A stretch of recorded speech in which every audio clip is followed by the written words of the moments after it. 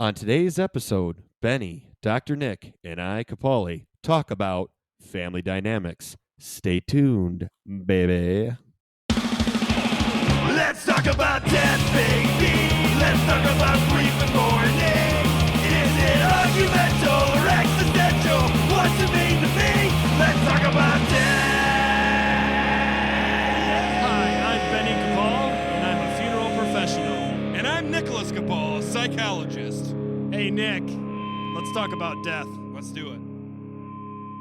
All right, Doc and Capaulli, let's just get right into the family dynamics, right? Working with your brothers, your parents, your grandparents, how that looks, how it is to be living next to the funeral home. And they talk about that too, and how you're kind of always on call, you're always around. People are dropping flowers at weird times. But I think more importantly, I think what our listeners really want to know is how it looks to be in a family owned and ran funeral home and how that works. I think the thing that we need to talk about is the pros and the cons as well, because I think this isn't a one answer, right? I think there's a lot of times where in this situation, it's amazing to work with your family because there's certain times you don't have to like say certain things, or you're communicating without actually like verbally saying something because you've lived with these people of your life. And there's certain times where you kind of go a little above and beyond to help the others when times are tough, right?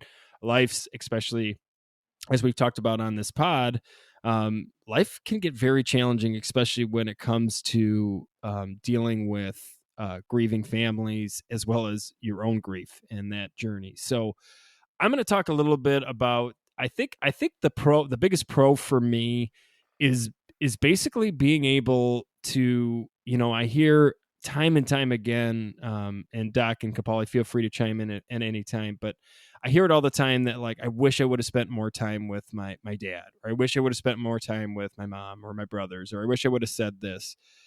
We kind of get like, spoiled a little bit because I get to see dad and mom every day. Now you can look at that at the other way. I get to see dad and mom every day. So if you do have a family argument, that's gonna somehow be brought into work. And as much as we try to keep a little bit of that outside of the funeral home, it's gonna bleed in. I mean, that's part of living, being a family and then having to work.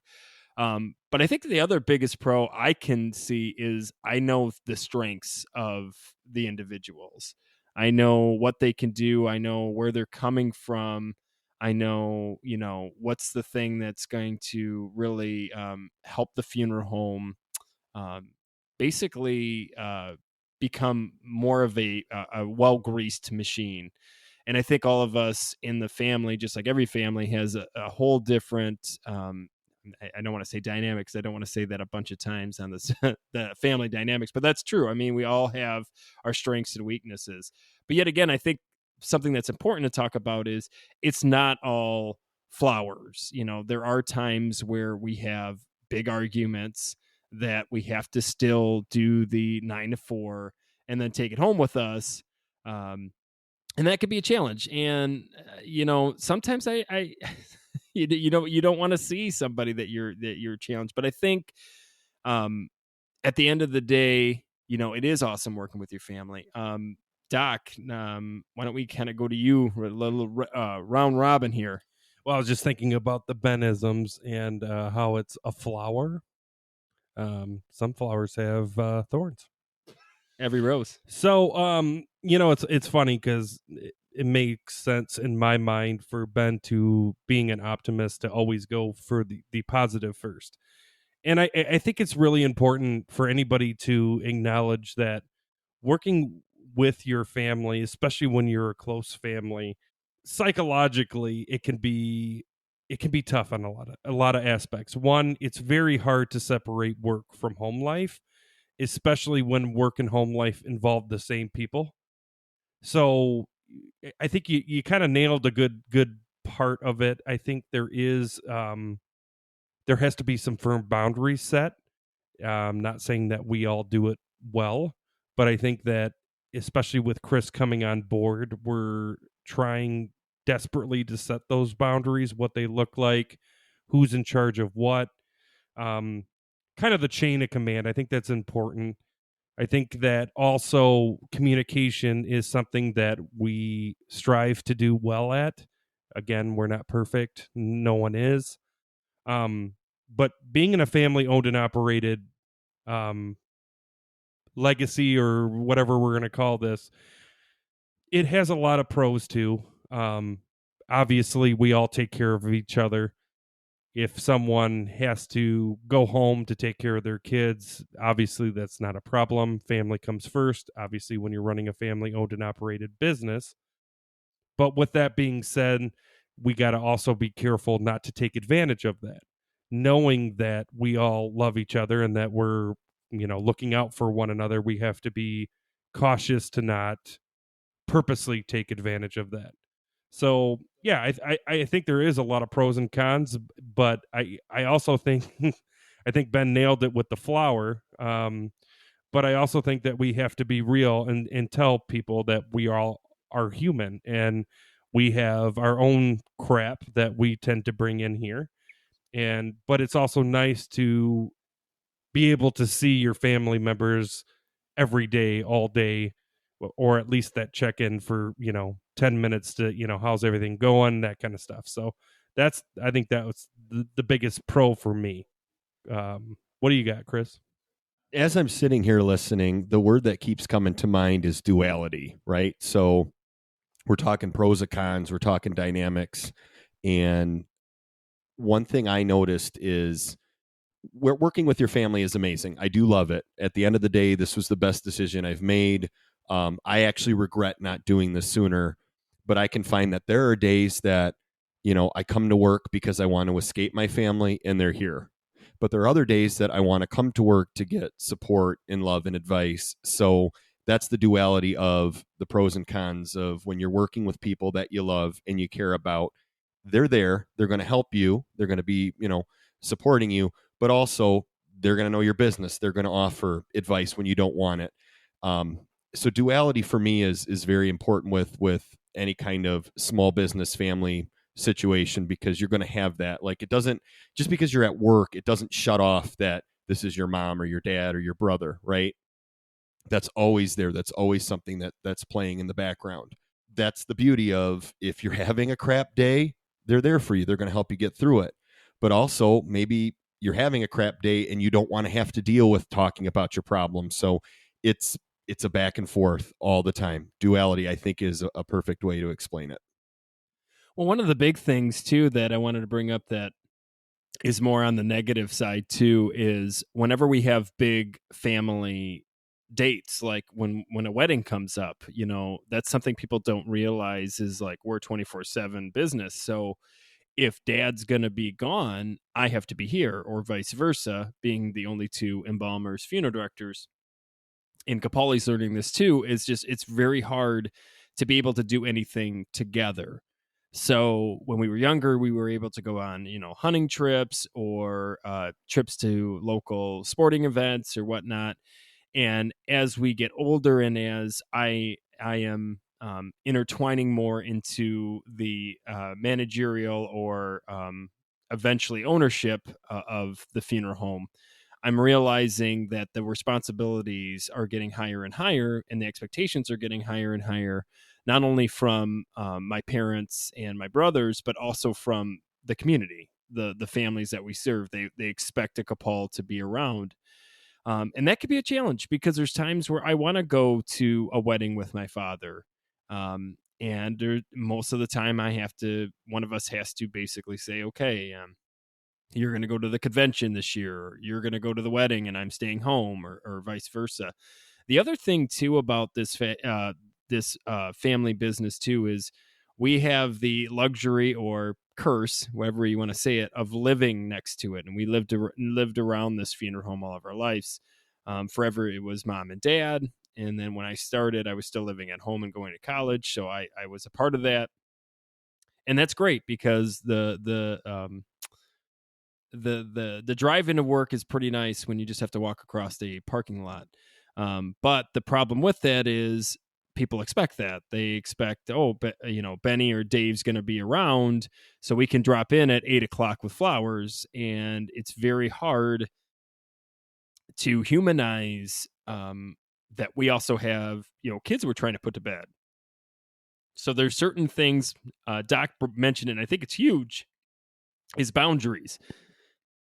Boundaries. And I think that goes into every family dynamic or any generation that's working together. And how do you do that, right? Especially if poor dad has to deal with two of his sons basically coming in and changing everything. But yeah, so he's been doing this for 30, 40 years by himself, basically, on the funeral directing side. And now he has to kind of somewhat promote his son, but also teach, but also be able to step back. And I can't imagine. And I'm sure someday I'll have to go through that process as well if we are lucky enough to get another one of our kids into this business. But I think that's another negative to bring up, because that could be quite the pain when one of our cousins brings an announcement about getting married, and the first thing I think of is, who's going? Who's drawing the lucky straw on this one? Who's going to get to go to Lansing, or who's going to get to go to Chicago?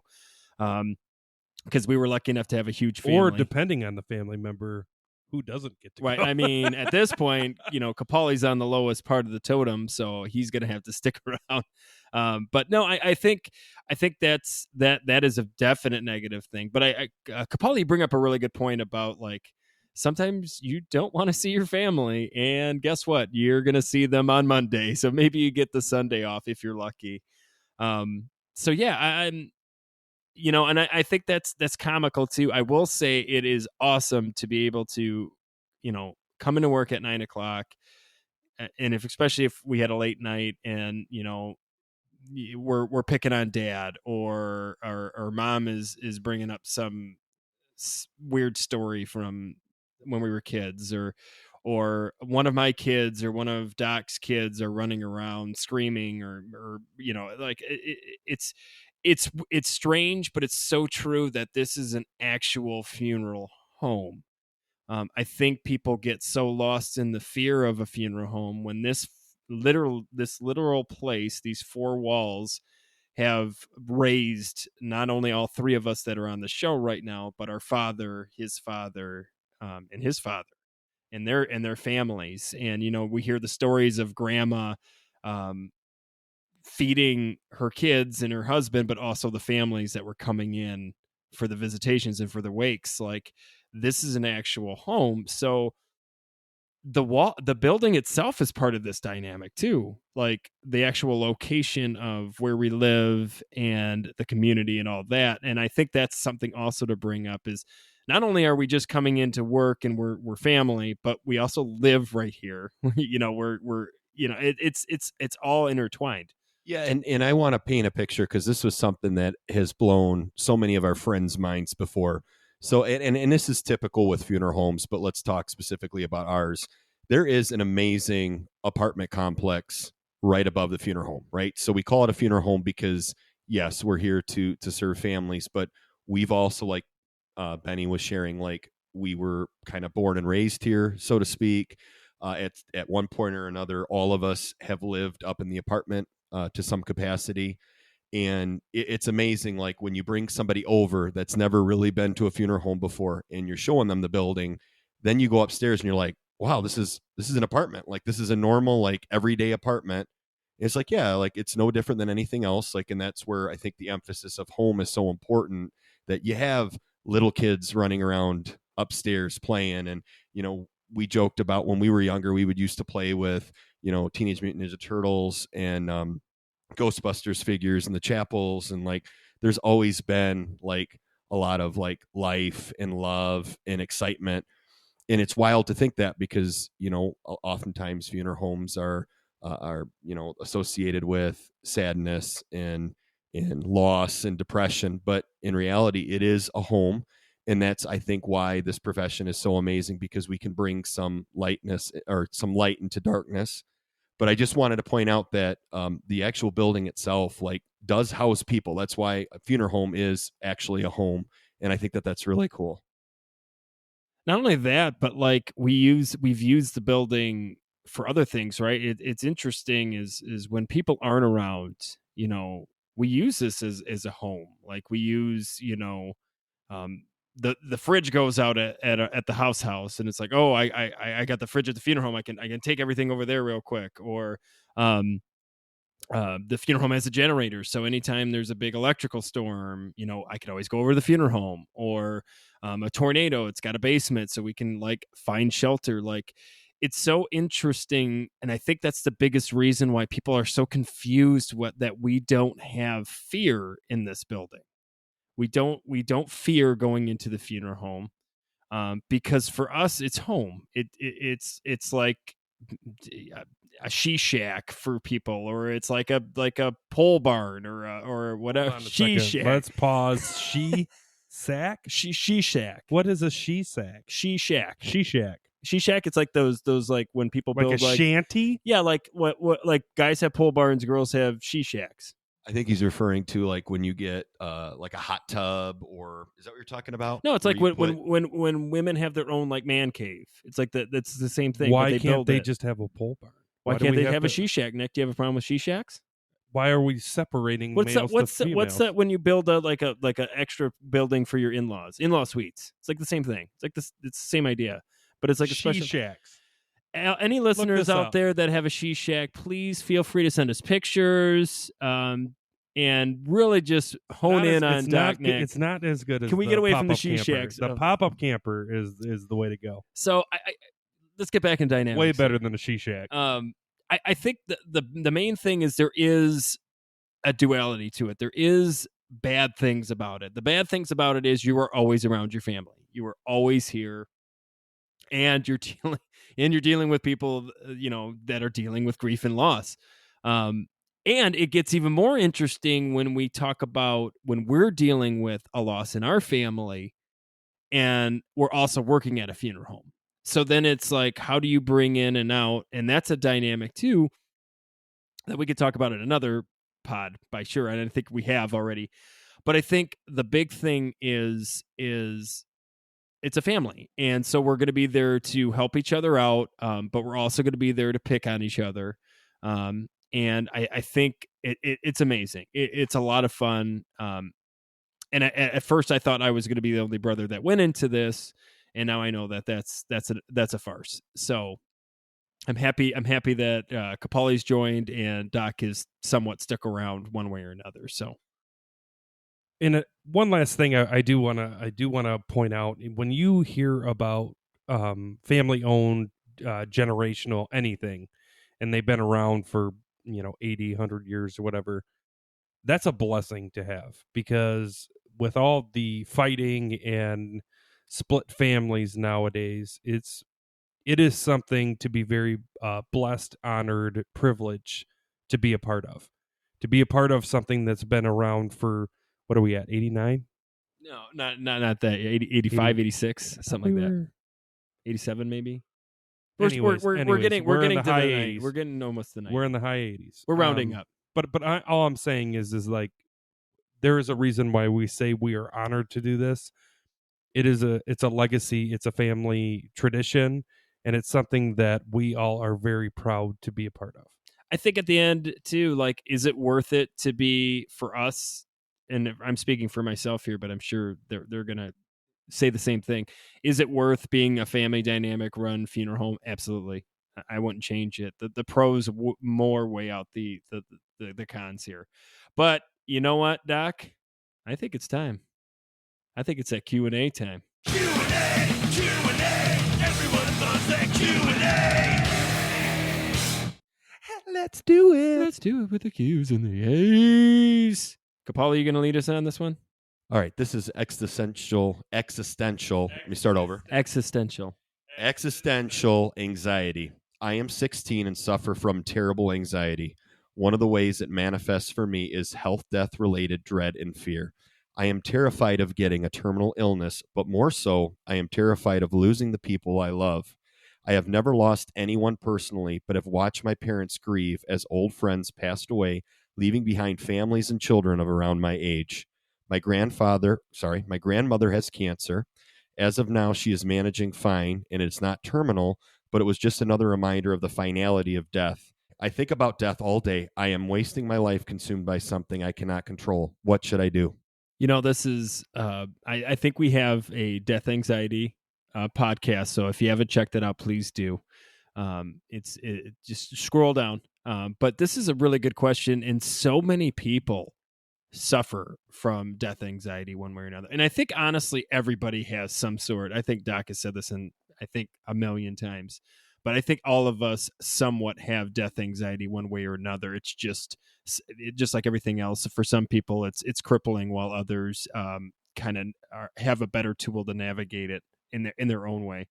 I think the big thing to do is to talk about it. I think the first step in anything when it comes to mental health is to be open about it, right? Okay, I am struggling with this. I am struggling with that, and actually coming back into the family dynamics, Capaulli and Doc, and we've talked about this. Capaulli and I just literally had a conversation about mortality and how as we get approaching our 40s, coming up to our late 30s, early 40s, a lot of these questions are going. I mean, we're lucky enough to still have two of our grandmothers around, um, and it's very scary because now anything, you know, any day, and that's any day they could leave us, and honestly, it is, and I do think as you get older and more responsibilities get put on you, and you have children, and you become a parent, and then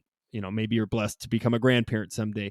I think a lot of those anxieties come out of nowhere because you haven't had to really worry about them.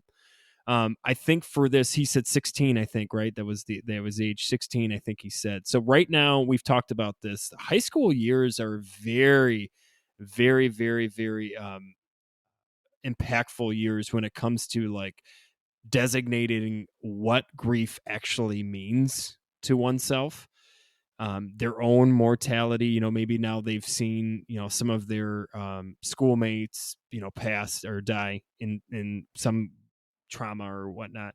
And I think that's when these questions start arising. But I think the biggest thing and the best thing I can say as a funeral professional is to start talking about it, because the more you talk about it, the more you're going to get some advice and answers from others, especially in the death field. I've always been a firm believer, and my experiences showed me that usually for most people, there's either a certain age that they get to or an event that causes them to question their mortality, right?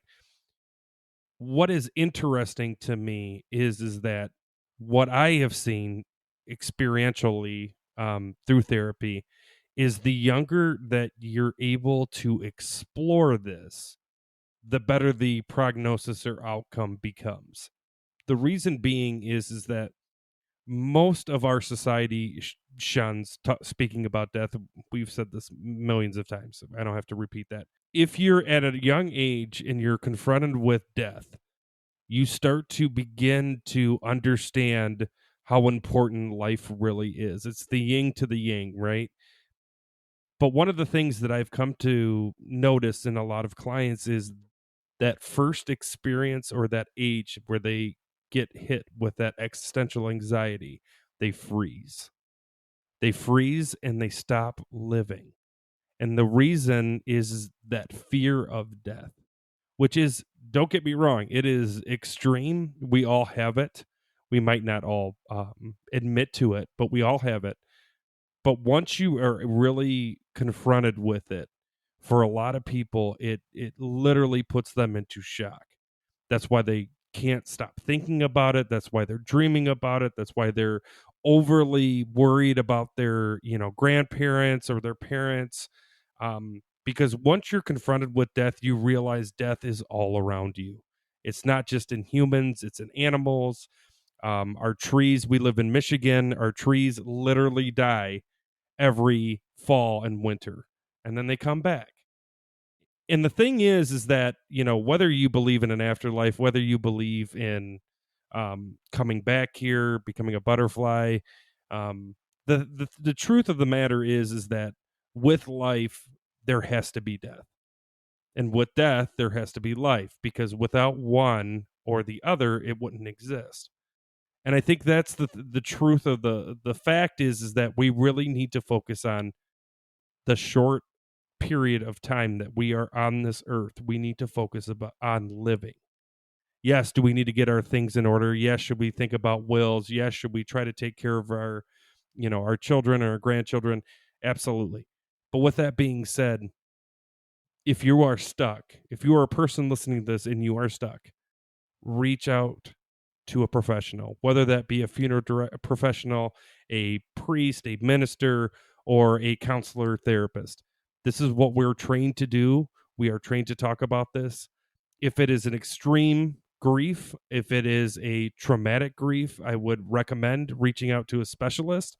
There is grief specialized therapists out there.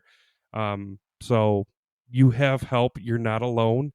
And the more that you're able to confront it and talk about it, the less power you're giving it.